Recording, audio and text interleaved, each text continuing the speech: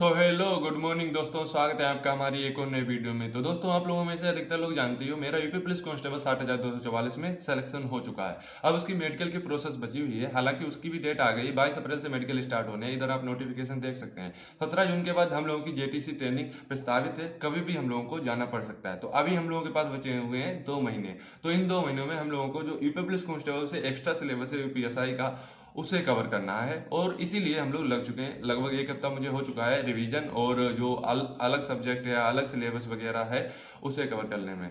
तो मेन चीज़ है मूल विधि और पॉलिटी एक्स्ट्रा है, और साथ में हिंदी वगैरह थोड़ी साहित्य में डीप वगैरह पूछी जा रही है। तो उन्हीं चीज़ को मैं कवर कर रहा हूँ। तो हर संडे को मैं तो मॉक वगैरह लगाने पर ध्यान देता हूँ, क्योंकि सैटरडे को रिवीजन वगैरह करके संडे को मॉक लगाता हूँ। जो कुछ पढ़ा होता है उसका पता लगता है कि कितना इंप्रूवमेंट हुआ है। तो पिछले संडे को मैंने आरडब्ल्यू ऐप पर जो यूपीएसआई का मॉक आया था उसे लगाया था, तो उसमें मेरे 280 मार्क्स वगैरह बने थे।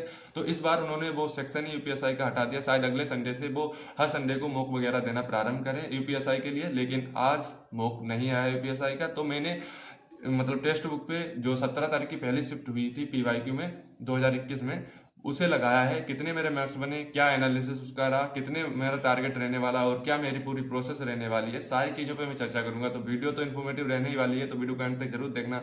और चैनल पे अगर पहली बार आए या पहले से देखता है लेकिन सब्सक्राइब नहीं किया है, तो कर लो यार सब्सक्राइब, क्योंकि आप लोगों को मैं ऐसा वैल्यूबल कंटेंट प्रोवाइड कराता रहता हूँ। चलिए शुरू करते हैं। हाँ तो दोस्तों, सबसे पहले बात करते हैं यूपीएसआई के सिलेबस, अपने टारगेट और जो यूपीएसआई का मैंने पीवाईक्यू किया है उसके एनालिसिस की। तो एनालिसिस में सबसे पहले मैं बात करूंगा हिंदी की, क्योंकि हिंदी एक कोर सब्जेक्ट है और इसमें आपके मार्क्स 90% प्लस या 95% के आसपास बनने ही चाहिए। अगर इतना नहीं बनने तो आपको ये नीचे ले जाएगा अदर लोगों के मुकाबले, क्योंकि हिंदी में मैक्सिमम लोग फुल में से फुल करके आते हैं। जितने अटेम्प्ट करते हैं उतने तो सही ही करके आते हैं।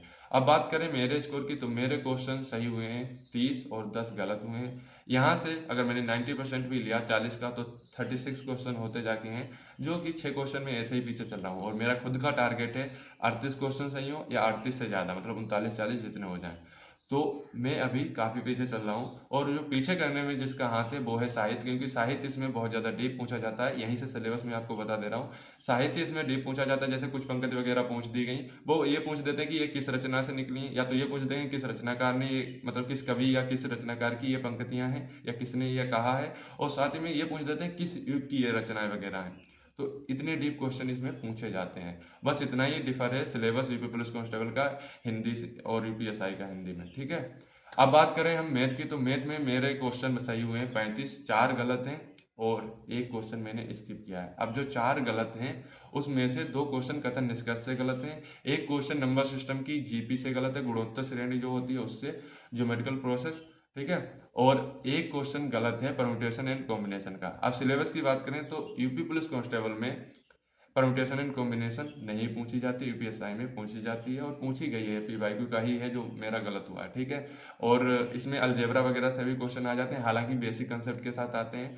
प्रोबेबिलिटी कांस्टेबल में भी पूछी गई थी लेकिन बहुत कम क्वेश्चन थे, लेकिन यहाँ पूछने के ज़्यादा चांस है। स्टेटिस्टिक्स इसमें बहुत ज़्यादा पूछी जाती है, सांख्यिकी जिसे कहते हैं, मतलब थोड़ा प्रोनाउंसिएशन मेरा गलत रहा होगा, खैर छोड़ो।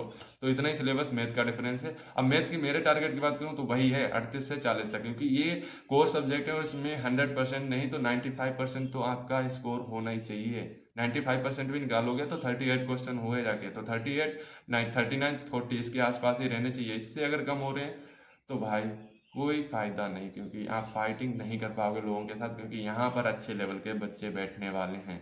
अब बात करते हैं रीजनिंग की, तो रीजनिंग में भी मेरे 35 सही है, 5 गलत हैं। 5 गलत है उनमें से 3 क्वेश्चन जीएस से गलत हैं, क्योंकि पिछली बार जीएस भर भर के डाल दी गई थी रीजनिंग में, जो कि मतलब लाइक ऐसा घाटा ही करा देती है एक बच्चे का। क्योंकि जो बच्चा रीजनिंग और मैथ में अच्छा है और जीएस में खराब है, उसको जीएस दे रहे हो रीजनिंग में, तो वो गलत करेगा ही, उसका स्कोर नहीं हो पाएगा। जैसा कि मेरे जीएस में हमेशा ही गलत होते हैं, और जो जीएस के क्वेश्चन आ जाते हैं रीजनिंग और मैथ में वो गलत हो जाते हैं।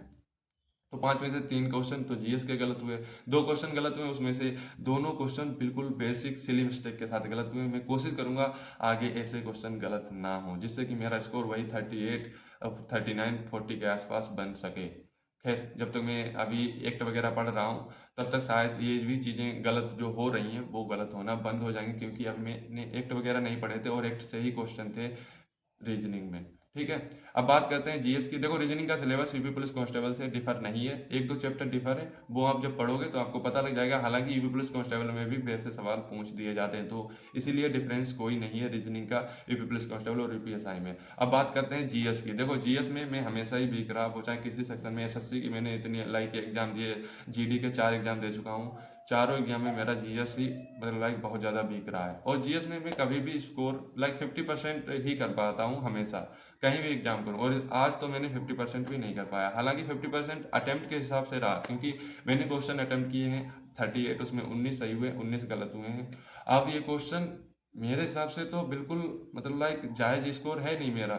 और इसमें मेरा जो मुझे मान के चलना है कि 30 के आसपास मेरे क्वेश्चन सही हों, तब जाके मैं जो फाइटिंग करने वाले बच्चे हैं या जो वैकेंसी लेंगे या जो अपने मतलब लाइक टॉप वगैरह करेंगे, उनसे फाइटिंग कर पाऊंगा, या जो सिलेक्शन लेने वाले हैं उनसे फाइटिंग कर पाऊंगा। और अभी जो मेरे ओवरऑल मार्क्स बन रहे हैं वो फाइटिंग से बहुत दूर बन रहे हैं। इधर आप देख लेना 297.5 बन रहे हैं, जबकि इस मॉक में मुझे लग रहा था कि 310 प्लस स्कोर बनना ही चाहिए किसी का भी बने। हालांकि कट ऑफ तो क्लियर हो रही है टेक्स्ट बुक के हिसाब से, लेकिन टेक्स्ट बुक पे कुछ बच्चे ऐसे भी होते हैं जो जल्दबाजी में ऐसे ही सबमिट कर देते हैं, उसके बाद अपना एनालिसिस करते हैं। हालांकि अभी मैंने एनालिसिस नहीं किया, जो बढ़िया क्वेश्चन है उन्हें मैं अपने एक नोटबुक में नोट डाउन करूंगा और फिर आगे चल के उन्हें मैं सैटरडे या संडे को रिवाइज कर लूंगा। ये चीज़ें एनालिसिस करने पर आपको बेहतर मतलब लाइक रिजल्ट देती हैं, इसलिए एनालिसिस भी किया करो। तो मैंने तो एनालिसिस आपको बता दिया कि क्या क्या रहा। वैसे हालांकि 16 नंबर की पॉलिटी पूछी जा 16 क्वेश्चन की पॉलिटी पूछी जाती है, 8 क्वेश्चन की मूल विधि, जो 24 क्वेश्चन, लगभग आधे से ज़्यादा वेटेज जो है पॉलिटी और मूल विधि का है। तो इन्हीं चीज़ों को डीपली पढ़ा जा रहा है और इन्हीं चीज़ों को मैं अभी पढ़ रहा हूँ। हालांकि एक्ट वगैरह मैं अभी कर रहा हूँ रामजी भारद्वाज सर से, और कोशिश है परिवर्तन बैच मेरे पास है एग्जामपुर वालों का, उनसे पढ़ा जाए। लेकिन उनकी लाइव क्लासेस चल रही हैं और मेरे पास इतना समय है नहीं, जैसा कि आप लोगों को पता ही है। मुझे 17 जून के बाद कभी भी ट्रेनिंग के लिए जाना पड़ सकता है, क्योंकि ये सब प्रस्तावित है। और 22 अप्रैल से मेडिकल वगैरह स्टार्ट है। महादेव की कृपा से सब अच्छा होगा मेडिकल में, और हम लोगों को ट्रेनिंग के लिए तैयार ही रहना होगा। तो उससे पहले पहले मुझे सिलेबस कंप्लीट करना है। तो मैं ये ऐसी मतलब क्लासेस वगैरह देख रहा हूँ जो बीओडी टाइम मिल जाए, मतलब जो पहले से ऑफलाइन तरीके से मिल जाए, जिन्हें मैं डाउनलोड करके जल्दी 2x की स्पीड में देख के खत्म कर सकूँ और अपना रिवीजन कर सकूँ। तो यही है, आपका जितना स्कोर बना हो, अगर आपने ये मॉक लगाया हो तो मुझे कमेंट बॉक्स में बता देना, और आपकी जो राय हो उसे कमेंट बॉक्स में बताना।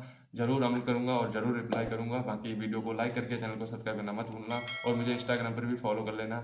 लिंक आपको मिल जाएगी डिस्क्रिप्शन में या पिन कमेंट बॉक्स में। बाय बाय, जय हिंद।